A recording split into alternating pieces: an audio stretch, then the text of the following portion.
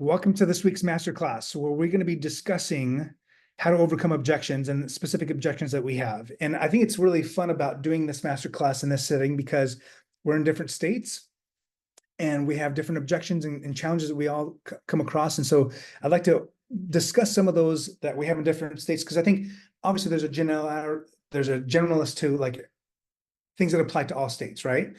So Adam, since you're here first, I'd like to pick on you for a minute. Go for it. What do you feel is your biggest objection that you are coming across right now when you're dealing with either buyers or sellers?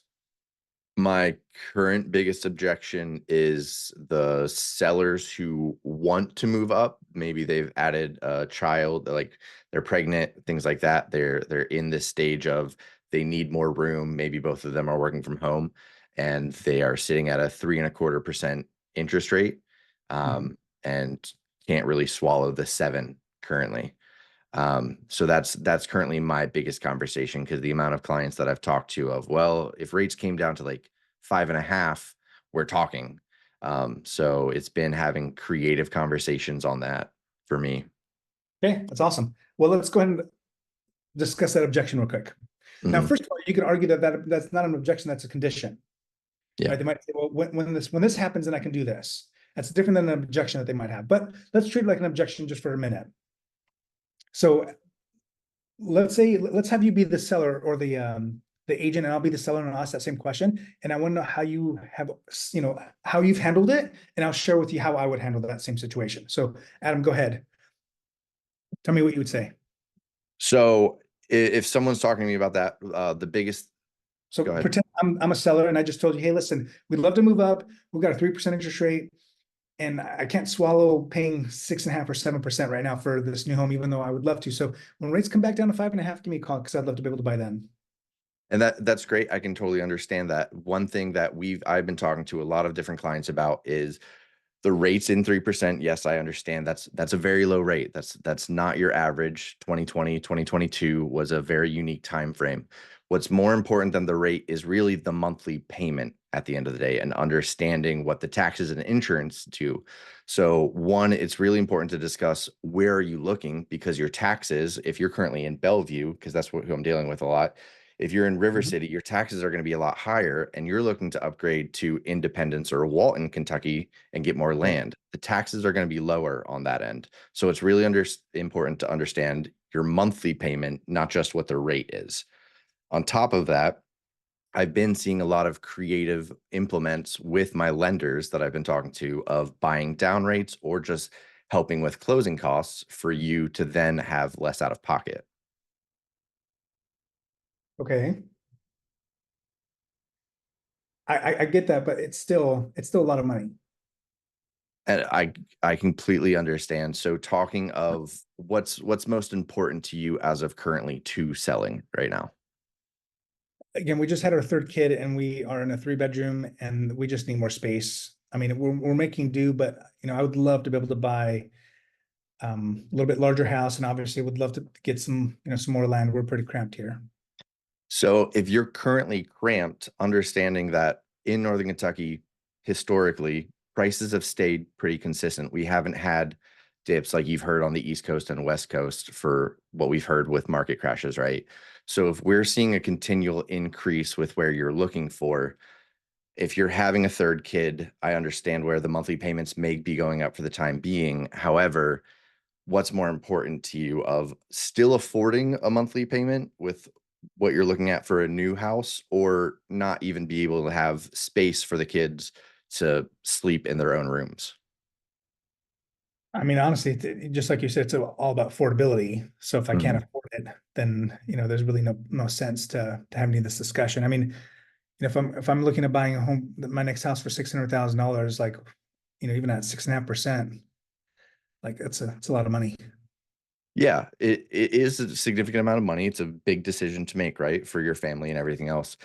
Understanding if I can set you up with a monthly payment that actually puts you in a good spot with like a 2-1 buy down or a 3-1 buy down, would that be something you're interested in? If we could get the monthly affordability is your main focus. I don't even know what that is. So what we've been seeing a lot of lenders doing is buying down the rates where you're dealing with a lower monthly payment with your taxes, insurance, and your actual principal and interest, where you have a lower rate to start out and going from, and that's helping with monthly affordability, right?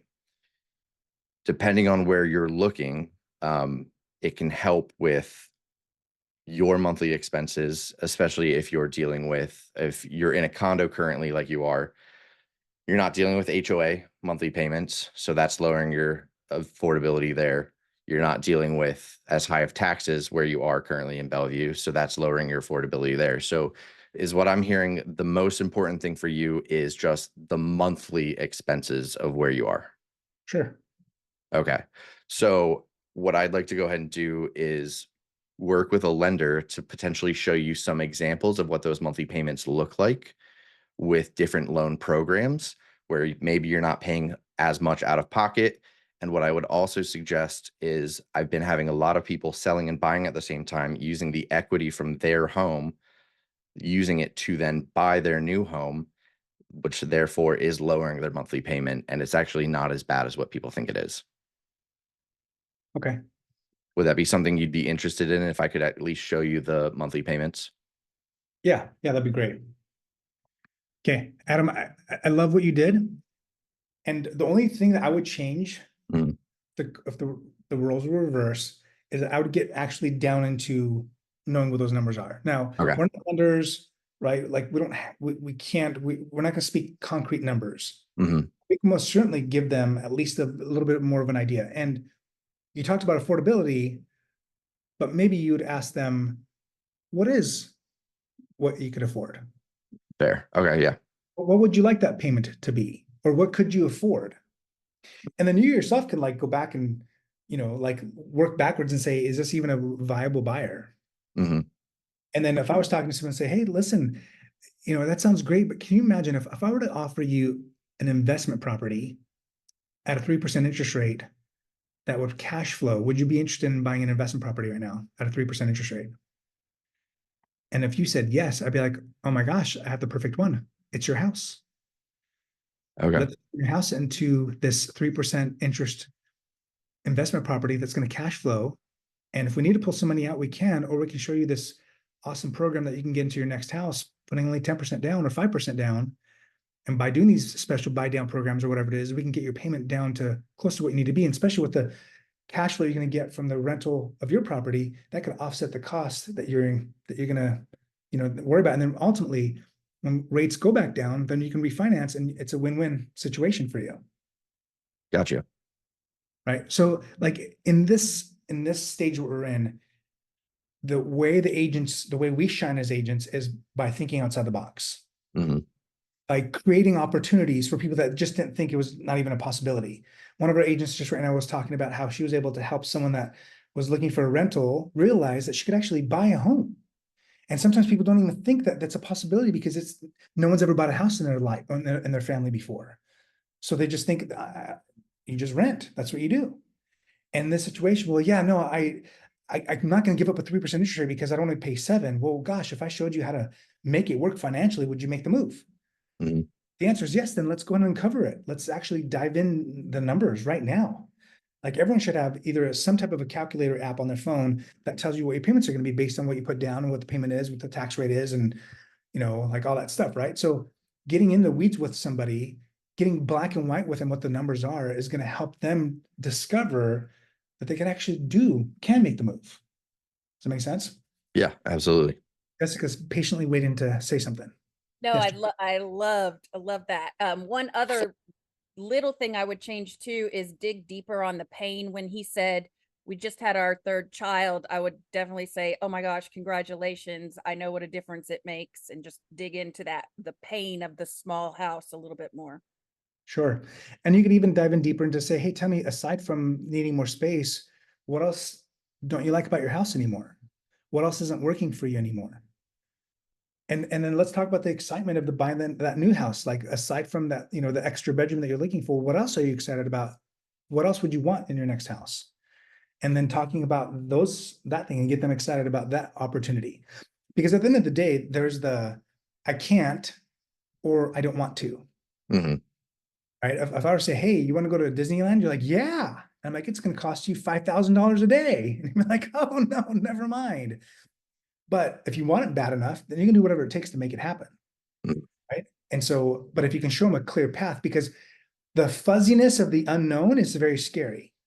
But when you take the fuzziness away and make it very clear and black and white on what truly is their payment, right? I'd sit down with you, Adam. I'd say, hey, tell me what your current payment is right now. Your payment's $1,500. Cool. Well, did you know that you can rent your house out for $2,500? Okay. Being very hypothetical here, right? Yeah. We're not doing anything. We've got $1,000 cash flow right now from just having your home as a rental. And then, can we apply that to the next house? And how does that work? Like, and then at the end of the day, if it doesn't make sense, financially, they can't swing it, then at least they know concretely that they can't, or they have to wait for these conditions to take place. But a lot of times they can, and it is a smart thing for them. And it's something that you would do yourself. You can't force somebody to buy something, or you shouldn't force somebody to buy something that they really can't afford. That's what got us into trouble back in 2005-06. But if they can't afford it, the limiting belief that they have that they can't, that's our job to overcome and demystify that the illusion that they can't. Gotcha. And again, I was talking to my agents right now about this, and I'm really mad that most of them are on their phones right now, which pisses me off.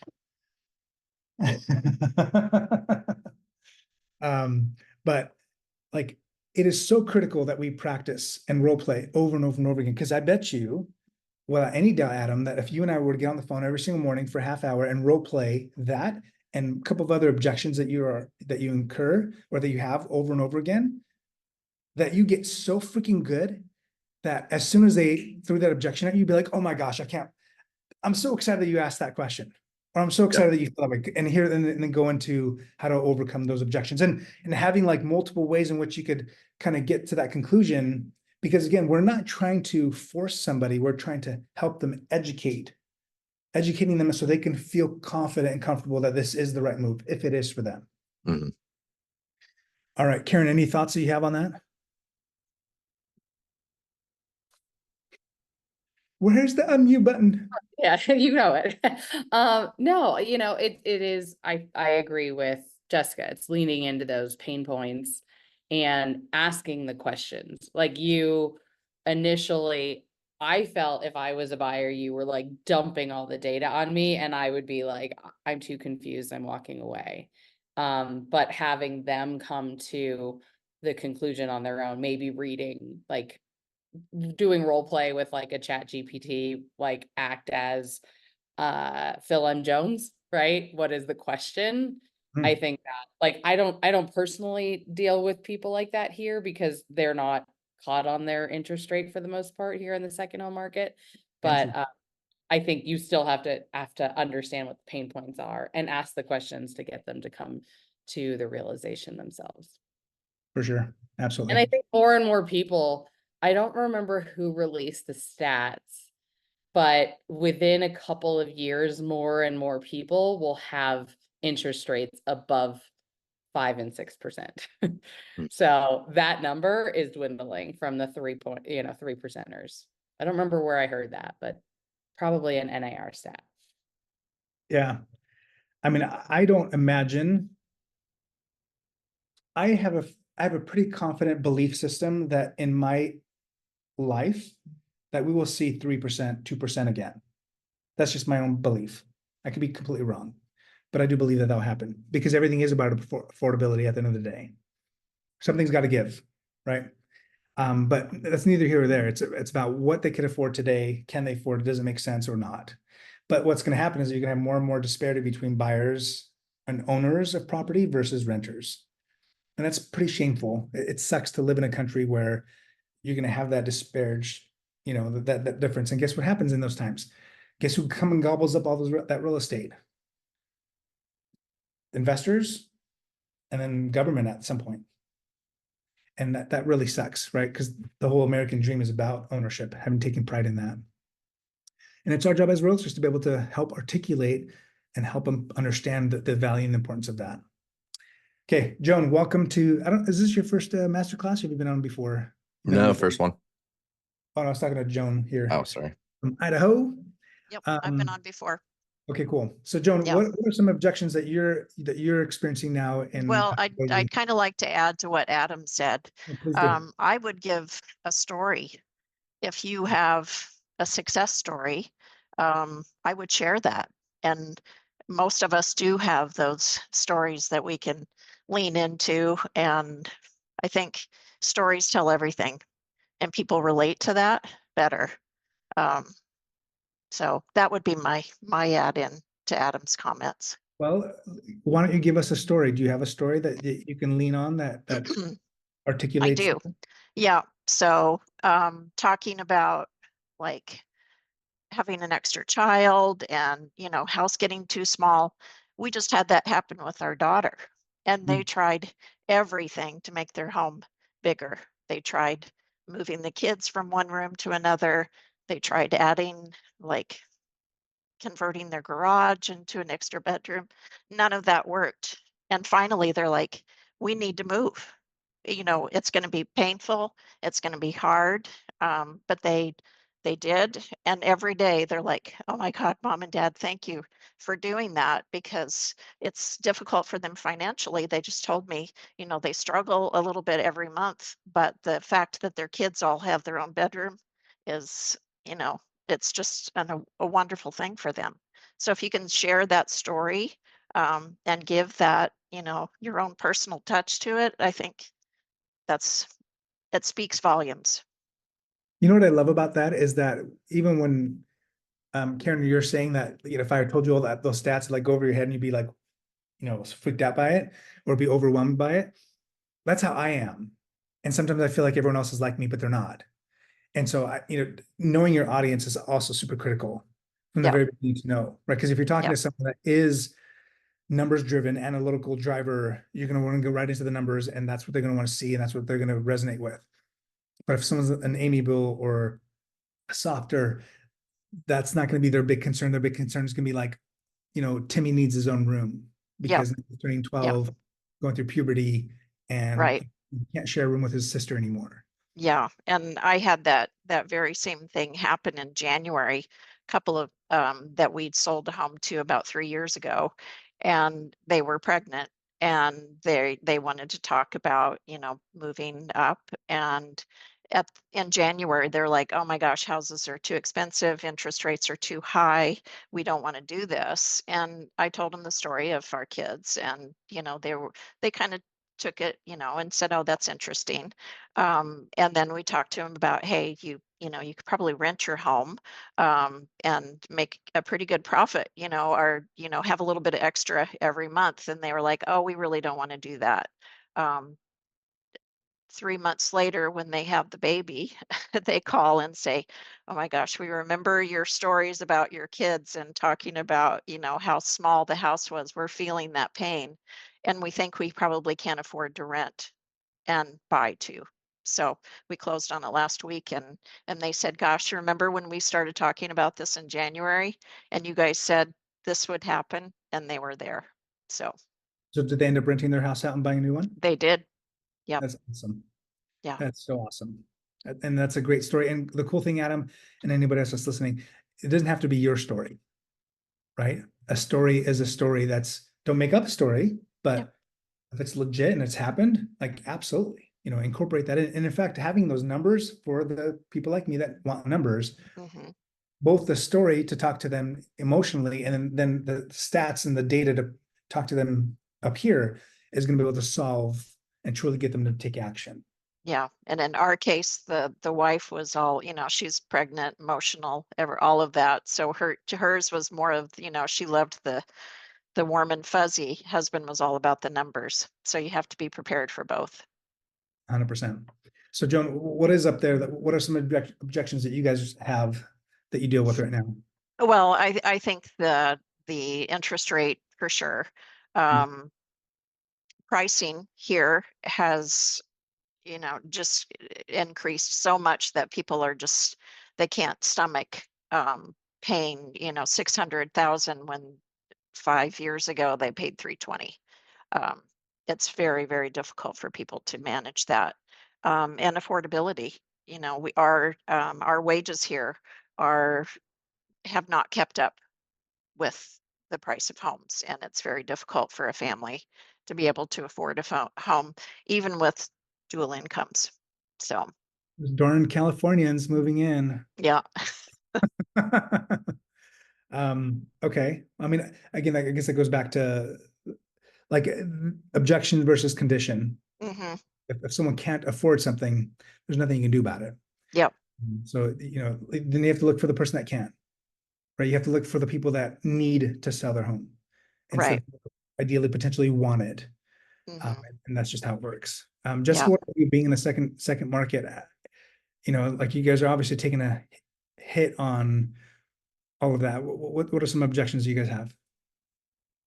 It is hard in our market right now because being in a second home market in its short-term rental investments, and I think a lot of people think that our buyers are cash, and they're mostly not. They mostly leverage financing um, to offset, and then the rentals offset the cost of the mortgage. And with interest rates high and insurance high, it doesn't make the cash flow look very good. And so uh, we have to talk about that. And like you said, sometimes it isn't the right time, and sometimes it's not the right time to sell.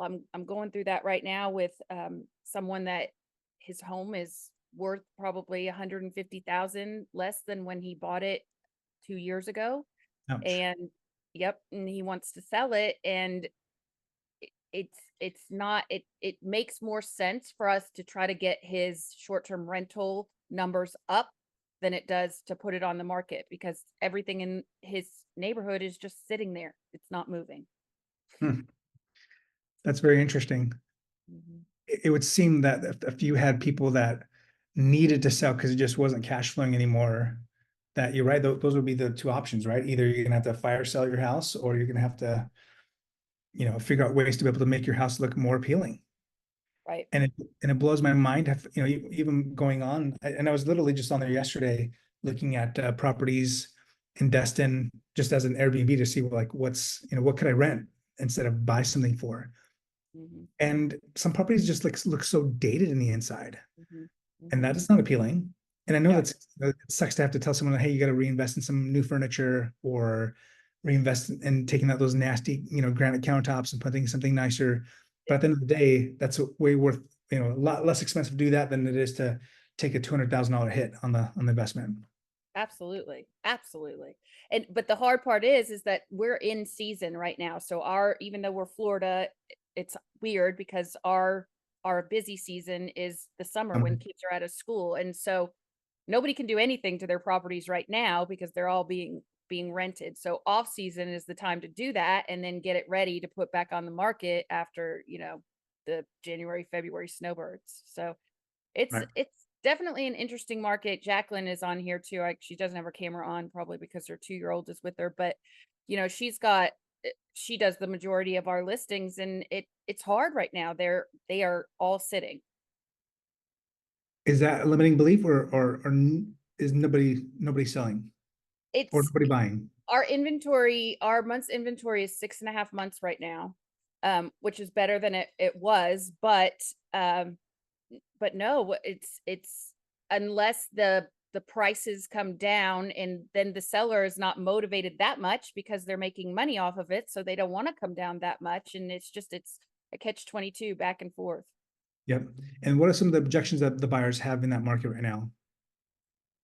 Very much the same, is that the interest rates are too high, the insurance is too high, and so it's not even gonna break even, and so it doesn't make sense right now. I wonder if in that scenario you can show them how, because if I've got a home for 1.7 million and I do $100,000 price adjustment, how much more of a interest rate buy down could I get with that $100,000 price adjustment instead of just lowering the price 100,000? Right. And or pay off, HOAs for a year or 2 years, Right. or pay off some taxes, like, Right. give a buffer in there so that you can say, hey, listen, you're gonna buy this property. The seller's willing to pay for concessions for this amount. Either you can get your Right. interest rate lower, so your payments lower, or they're gonna pay X amount of years towards this and that. And then I'm gonna show you how this property with a little bit of improvement could actually Right. increase the rents by 40% or 30%, whatever, right? Absolutely. Yeah. So Absolutely. And I think, again, in any market, you guys, being creative, thinking how I can make this make sense for both the buyer and seller is how we are going to be rewarded by getting that transaction. Because if you don't, and you just put your hands up and say, you're right, it's not the right time to sell, or you're right, it's not the right time to buy, then guess what happens? You don't make any money. You don't have any business. And if you go on the MLS today and you look at how many homes sold last month, you can be like, oh my gosh, right? Like, Jessica, can you do me a favor while I get Karen to talk? Can you go on the MLS real quick and tell me in your market how many homes sold in the last 30 days? Karen, go. I have an example. I just looked at the MLS because our listings are also going up here in Park City, but in the last week, there were 26 new listings and 13 went pending. So the narrative is like, there's new stuff hitting, but it's also selling. Mm-hmm. Right? So the narrative is like, yes, inventory is going up, but at least here, like I can't speak to Jessica because we're on flip-flop markets here. Like my peak market is not right now. Right. And what's also cool is be able to have those stats right at your fingertips, right? To be able to know if someone says, well, gosh, no one's buying right now. We're like, oh, that's interesting. You know, that's a common misconception. Did you know that in our city last month, 40 homes sold? 40, or instead of saying 40 homes sold, you can say 40 buyers saw the value in buying in today's market and moved forward and purchased this home.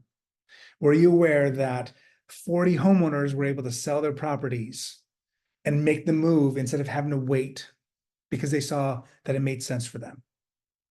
And I'm just, 40 is an arbitrary number, like whatever that number is, right?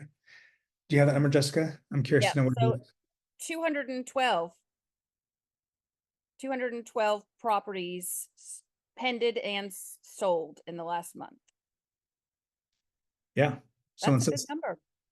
when you say no one's buying, What's your norm, Jess?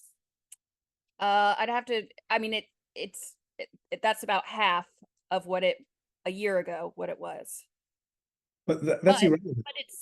it still is showing us that 212 went under contract, and we don't have a big area. Yep. Again, 212 people bought investment properties there. 212 people got out of that property because they don't want to anymore for whatever reason. Mm-hmm. Adam, same thing, like in your area, knowing how many people are selling those types of homes that you're referring to and buying in the other parts of Kentucky that are at a lower price, or, have a better tax rate or whatever it is, like having that number and saying, hey, were you aware that in the last 6 months, 4 months, 2 months, week, whatever it is, that these mean people actually made that decision to do that anyway? Like, that's powerful because, you're talking about what Joan is saying about stories, that's fact. And those are numbers, those are people that, took that initiative and made that move anyway. And so, and that's not to say that they're going to be that same person, but for them to know that they're not alone, for them to know that even though rates are high, that people are still choosing to transact, that's what helps them feel like, okay, if other people are doing this, I'm not crazy. This does make sense. And ultimately, I think the golden nugget right now, you guys, for all of us, is to discover who has to move, who has to sell that investment property, right? So in our normal second home markets, we can look at the people that are getting divorces, the people that are having babies, the people that are aging up and they need to go into retirement homes or into, assisted living facilities, like the have to buyers or the have to sellers, excuse me. And then for you, again, it could be the same way. Like, hey, if you're looking at the people, I don't know if you guys have a matrix that show the underperforming rentals or underperforming, whatever. Like I would look at them and say, hey, how can I help these guys out? And people that maybe have bought the properties a long time ago and can sell, do have the equity to sell instead of like being upside down and underwater. Yes, Karen. So I have a campaign going on Nextdoor offering people a CMA because our taxes went up so much and the valuations went up so much for a large part of people here. So I've done like over 300 last year. And this time I just ran a search to see who expired in the last year and a half. And I checked their taxes to see whose taxes went up over $2,000 a month. And literally wrote handwritten notes. Well, I had a service do it, but not speaking to, can I have your listing, but how can I help you to see the value of your home? provide value, hoping I get their listing. Like, I do want listings, right? But they need to be priced correctly, and maybe that's a way to get them there. Yeah. I mean, I normally would call that an equity review instead of a CMA. I don't know them, so whatever Sure. it is, right? It's Yeah. the same thing. I'm just sending a comp report from the MLS. That's it. Right. But like, I'm thinking in your situation of like, a lot of people's taxes have gone up, like maybe doing a postcard with like like, did you see how much your taxes went up last year? Right? Because in Utah, there's no limit. In California, and I don't know what other states are like, but property taxes cannot increase by more than, I think it's like 3% a year. In Utah, it's fair game. If your value went from 500,000 to 2 million, they can start charging taxes on $2 million the next year, which is bananas. So yeah, like every state works differently, and whatever resonates with a prospective homeowner, that pain point, like you talked about, we can point on that. That's huge. Okay, is there anyone else that has an objection that they feel like, gosh, I'm getting this thing over and over and over again, that's not the interest rate, that you guys feel like we'd want to cover in a couple minutes we have left? Everyone has it all figured out? I have a question, and this isn't really, it's connected to interest rate, but it's more geared towards you guys that are down in the panhandle doing a lot of investment, short-term rentals, things like that. Are you guys seeing, I'm up in Georgia, and I actually do like income producing, but it's more like farm type stuff, properties, but it's still, the loan's going to be in an entity name. It's going to be a commercial type loan. Are you guys seeing anything happening? Because we had something come up this week that would have actually worked if the numbers worked. It's just that the sellers are wanting so much more just because of the nature of the property and the not having a very abundant inventory of income producing farms. But something that came up was when these people bought their property 2.5 years ago, if they did in fact do it, because like you said, they're leveraging loans versus cash. So they are in fact getting loans. Are they doing these loans in personal names, or are they doing commercial loans in entity names? Because the solution we possibly had was a sale of the entity itself, which would allow whatever the balance was of that loan to be sold as part, if the entity was the name on the loan being sold. And then the seller is still technically, if they were a personal guarantor on that loan, they're not actually the entity. The true owner is not coming off the property. So there's really no trigger to the due on sale. It's truly they're selling the LLC. The loan stays in place because now the new owners are now the owners of the LLC. The previous owner is still a personal guarantor for the loan, but we were going to structure it in a way and say, okay, after rates come down, they have 6 months after the rates reach this rate to go ahead and get it refinanced and get it out of their name. But it was an option that would have actually worked, and because they're at like a 3.1% interest rate on their mortgage on their commercial loan right now, as opposed to and they've got like 8 more years of the term of that loan. So that would have helped to bring the numbers into a way that the buyer could have actually paid more for the property. They just couldn't have paid that much more for it. Are you guys offering that as a suggestion of how to maybe move some of these properties that they have leveraged mortgages?